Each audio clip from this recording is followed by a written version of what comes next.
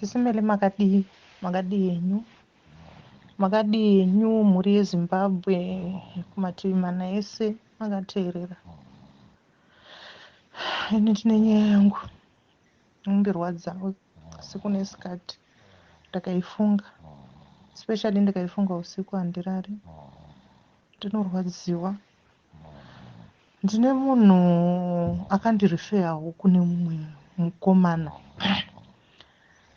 Ndiagent mukomana uyu anonzi Tamuka Newton Maforo. Anogara kuWaterfalls. Anga akaisa adresi yokuWaterfalls. Handitomuzivi. Asi munhu akandirifeya uyu ndomuziva. Saka munhu uyu akandirifeya akatomboitirwa mapepasi ake naNewton Maforo uyu. Saka akandirifeyawo akati munhu aya anogona kugadzirira iwo mapepasi emwana wenyu akadii akasvika famba zvakanaka. Saka ndakabva ndangomutangawo kuWhatsApp. Ndobva tataura ndobva ati sendai madetails emwana. Ndobva atipawo list yake mabhadhariro atinofanirwa kuita. Aida agent fee yake 500. Vatati no problem. Semunhu anga amboitira vamwe vanhu zvikavaitira.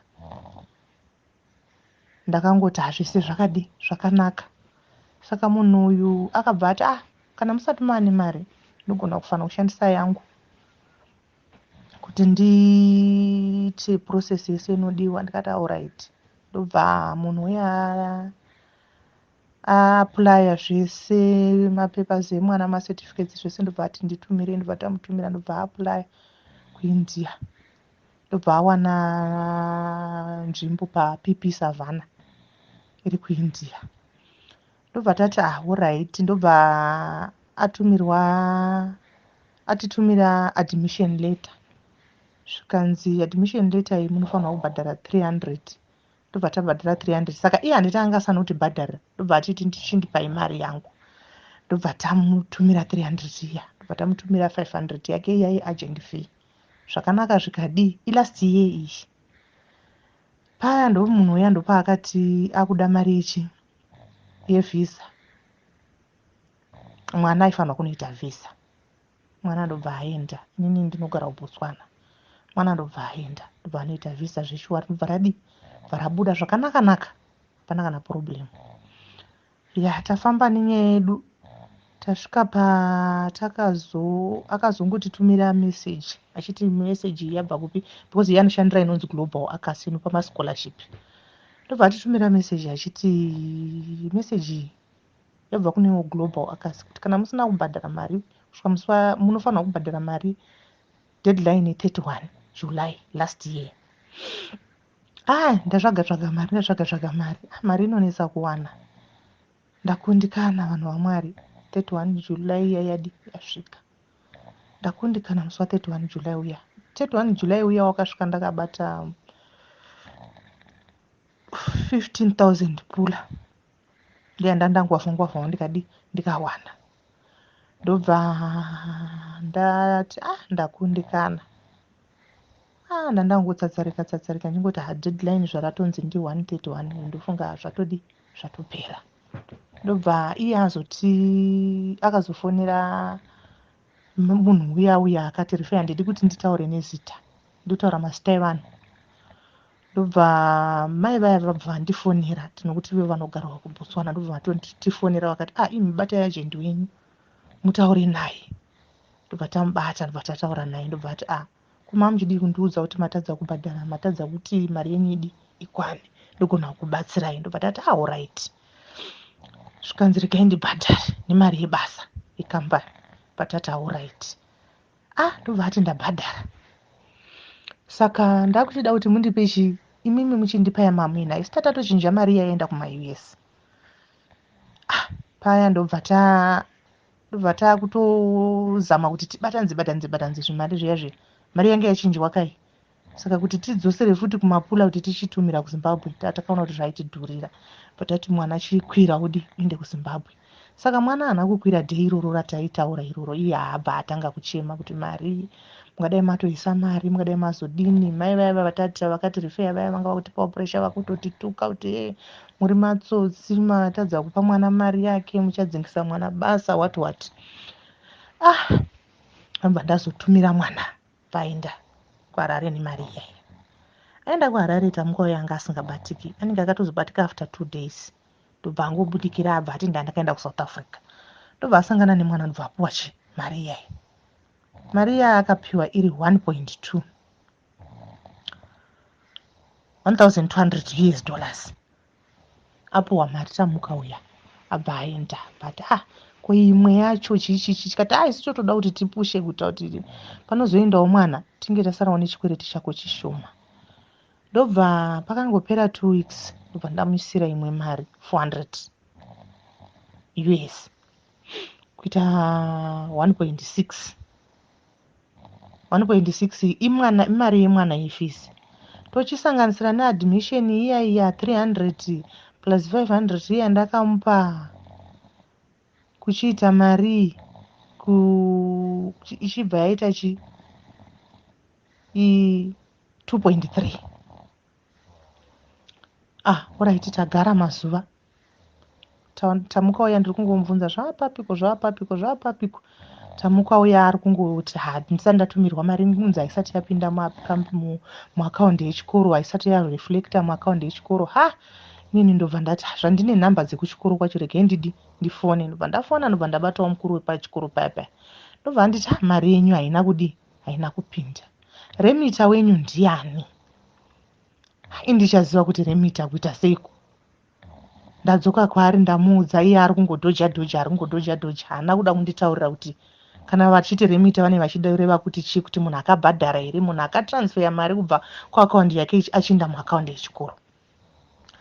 Tamuka yandobva azopedzisira nditi imimi siyanai nenyaya yenyu, imimi chirelaxai ndikugadzirirei nyaya dzenyu because munozopedzisira matanisha image yangu. Ndobva ndati alright, ndobva ndanyarara. Tagara ndobva tazoti tamuna November ndobva ati vana havachakwanisi kupinda this year plus ndakutofunga zvokuvachinja university. PP Savana inonoka kuresponda. Tikati it's fine, chero vachinda next year. Akati kune intake yaFebruary. Tikati alright. Tamuka uya ndobva atsvaga imwe nzvimbo pane imwe university. Ndobva aiwana kune university inonzi Deshbakadi. KuDeshbakadi kuya ndobva aprocessa mapepa aya. Vana pane pandadarikira, vana vakaenda kunoitisa mavisa vanga vari 4. Ini vandainyatsoziva vaakaitira iwo mapepasi. Saka pavana 4 paya pakaenda 2 vanogara kuno kuBotswana, vane vabereki vake vari kuno kuBotswana vandinotoziva. Ndobva kwasara umwe mwana wokukwekwe aifanira kuenderana nemwana wangu. Mwana uya ndobva achito December wakazosvika, mwana uya atova mari yake yatobhadharwa, yatonzi zvaita. Tikati next wo zvedu.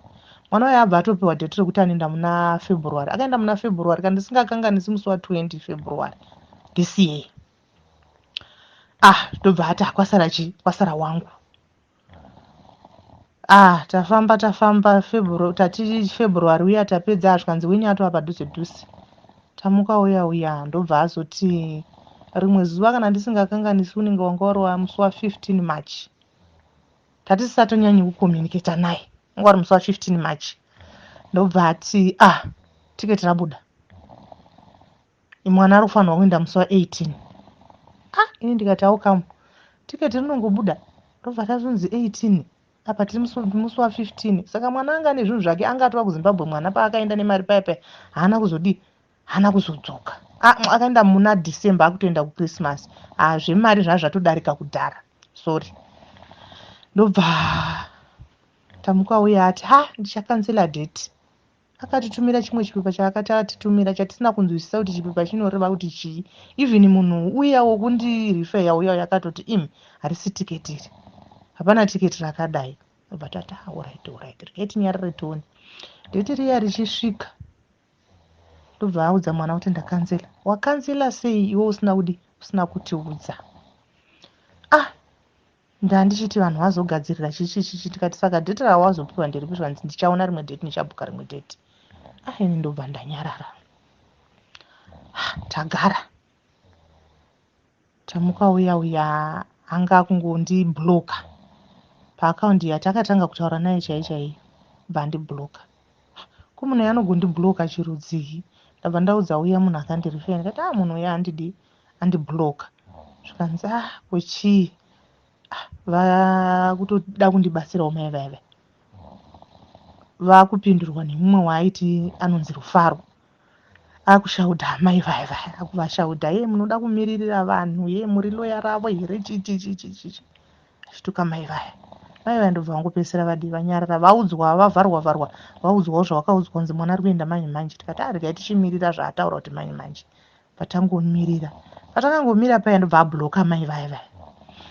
Saka abhuloka maivaya akazongoti mumwe musi akangobudikirawo hamenozvi zvakangoitikawo vangobudikirawo ndobva achitaura naimai vaya vanhu vaya vanoda kundinetsa akureva isusu vanondinetsa handizi kuti vanoda kudii nokuti aiti akafonera murume wangu akati ndifonerei izvozvi baba obva adzima foni yake. Adzima foni iyaya ivo pavanotiraya kuti vamufonere pamwe unenge usina airtime munongoziva kuti sometimes haugari une airtime mufoni. Aiti akangoti ndifonerei izvozvi obva adzima foni yake. Ivo bva vatiraya foni iyaya inenge yangodzi not available inogona kuita kana 2 days chingozi not available. Ndobva tashaya kuti zviri kureva kuti chii. Saka ndakapedzisira ndangoti aregai ndinyarara. Pandanyarara takutoita hedu mapepasi emwana wangu aya takutotangidza panyuwana tikati hadhishi pakati iyoyo ndiyo yatikuda kuti iti. Ndobva tabatana nemumwe munhu ari ikoko anoita zvekupa anopa matiketsi acho niwayo eglobal akaziwayo. Munhu uyu takamubata sei? Takamubata nekuti munhu uyu mwana wangu aitombopota achimubvunza kuti nhai ndimbonditaridzirewo mari yangu kuti yakapinda muakaunti here. Saka mwana wangu akazongoapproacha mai vaya akati ndingazvifambisa sei. Ndobva mai vaya vatomuitira ndobva vatoti zvese nevhisa ndobva tangozvibhadharira tega zvese. Mari yeadmission ndobva tangozvibhadharira tega isusu tabva tangoisa muakaunti bva tatransfer ndobva tatoita zvese. Saka ndobva tangomirira kuti pavhisa. Saka takuita zvevhisa zviya vhisa application riya tamuka uya akabva angobudikira futi. Ndobva akutotanga kutaura nemwana wangu. Ini ndikati handidi kutaura naye yandinyarare.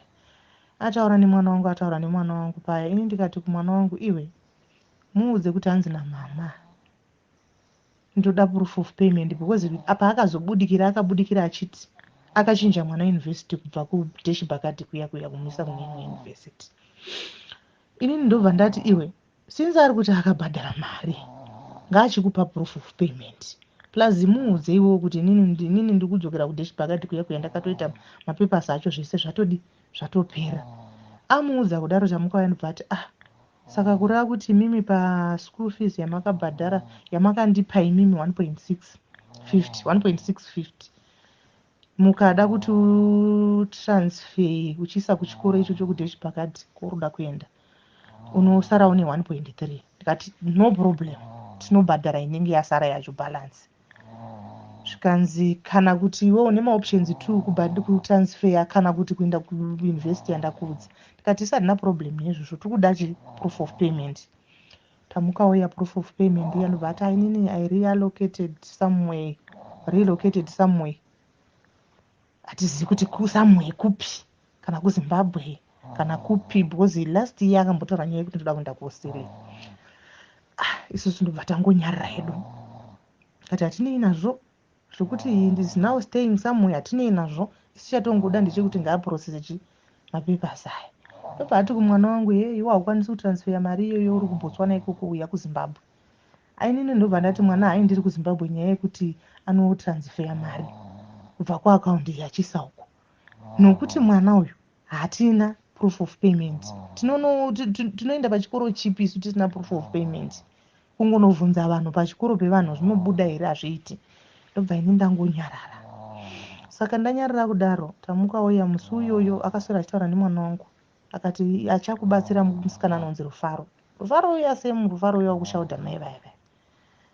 Ndobva tati alright itsisi tungoda proof of payment. Ndobva ndichakutumirai zvese neadmission letter what. ndati ngatimirire. Saka ndobva tamirira up to now.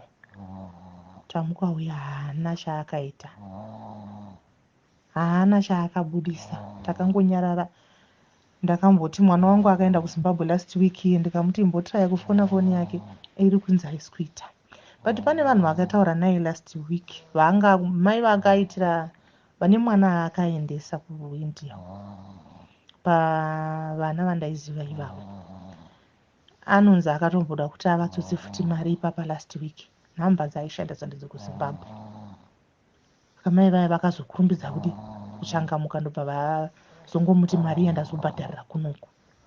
Saka ndiri kukumbirawo mhuri yeZimbabwe, kana pane anomuziva Tamuka, Maforo, Tamuka Newton Maforo, anoshandira Global Acres, ari agent. Vanhu vaMwari ndibatsirei, ndinorwadziwa. Kufunga ndina mwoyo wakashata ini, asi iye zvino mwoyo wandava nawo handizivi kuti ndinouti mwoyo wakaita sei.